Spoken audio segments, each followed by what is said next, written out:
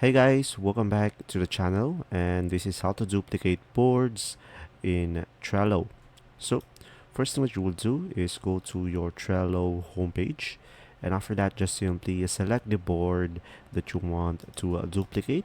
So let's say I'm gonna go for this one in the best online solutions board, and from here on the top right corner you should be able to see here guys the three dots beside the share button.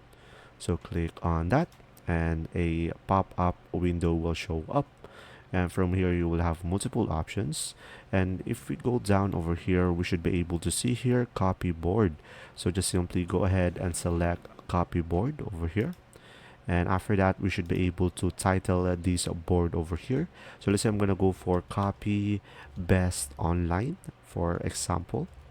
And after that guys, you should be able to select a specific workspace, and from here you could change the visibility as well by selecting change over here. It can be private, workspace, public, so it will be depending on you.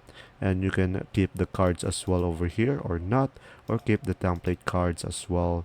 And from here guys, as you can see, activity, comments, and members will not be copied to the new board, only the cards and the templates. And just simply click on create, and after that it will redirect you to the copied template. And when we go to the Trello homepage again, as you can see, we should be able to have the copy.